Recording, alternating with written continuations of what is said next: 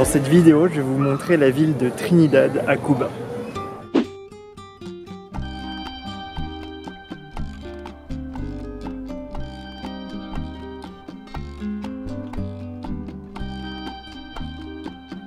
Cet endroit est juste incroyable. Tu peux vraiment te croire dans un décor de cinéma. Maison coloniale, pavée à l'ancienne.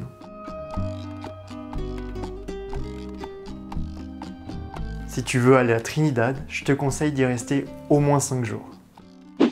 Et après 3h30 de collectivo, je viens d'arriver enfin dans la Casa Particular.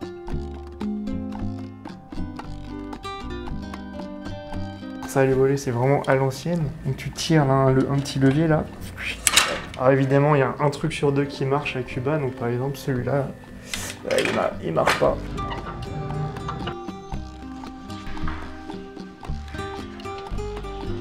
Dans la ville, le premier endroit où se rendre est la Plaza Mayor.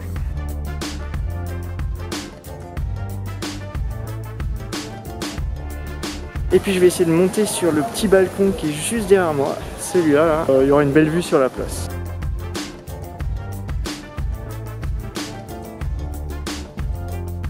Après, il y a pas mal de choses à faire autour de la place. Tu peux entrer dans l'église Santissima Trinidad, puis visiter le musée de l'architecture coloniale, que tu peux reconnaître grâce à cette façade bleue. Cette maison appartenait à une famille richissime de la ville. Il y avait des chiottes en porcelaine italienne avec des portes sur les côtés pour que les gens puissent parler entre eux. Là, tu peux voir une douche américaine qui date de 1912. Toute la maison était chauffée au gaz, hein. La douche, la cuisine, les lampes.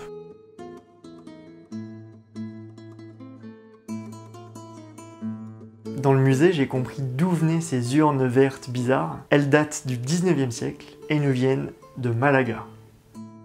Juste à côté de la Plaza Mayor, pour écouter et danser un peu de salsa, il y a la Casa de la Música.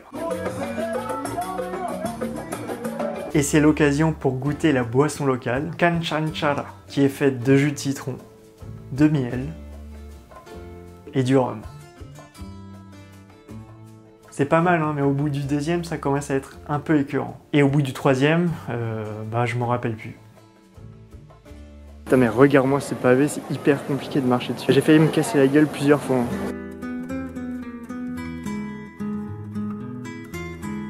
Ensuite, tu peux aller vers l'ancien couvent San Francisco, que tu peux reconnaître grâce à sa tour.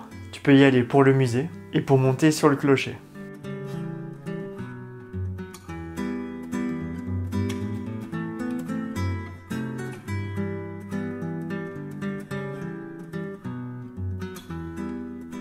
Et Los Bandidos, c'est ceux qui étaient contre le gouvernement révolutionnaire. Incontournable, le Palacio Cantero, construit en 1830. Une autre propriété luxueuse de Trinidad, qui est devenue un musée aujourd'hui.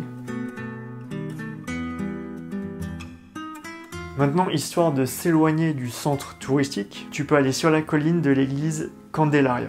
L'église est une ruine, hein. Ce qui est intéressant, c'est le chemin pour y aller.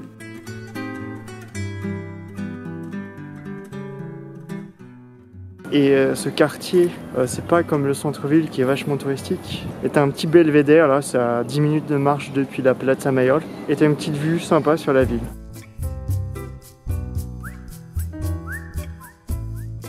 Je me dirige ensuite vers une église tout aussi délabrée, qui se trouve Plaza Santa Ana.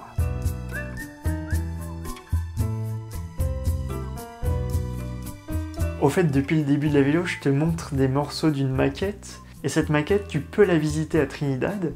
Pour quelques pesos, tu peux voir cet énorme travail.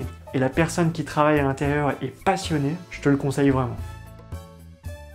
Et me voici à 6 km de Trinidad. J'ai monté sur un mirador pour avoir une vue magnifique sur la vallée de Los Ingenios.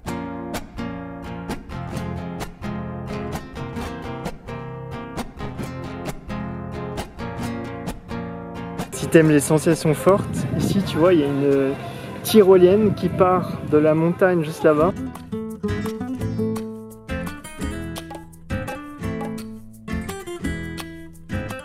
Hola amigo, maintenant je suis dans le parc national Topes de Colantes. Et j'ai fait une petite rando jusqu'à une cascade de 60 mètres. Alors la cascade, elle s'appelle Las Vegas. C'est une rando de 1 heure environ. C'est un peu nuageux malheureusement. J'espère que ça va se dégager avec le temps.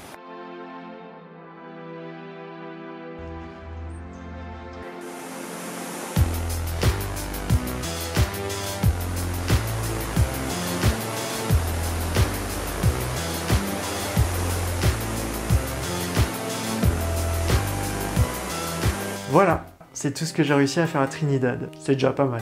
S'il te plaît, ne t'abonne pas à ma chaîne, ne like pas et surtout ne mets pas de commentaires. Je te remercie d'avance.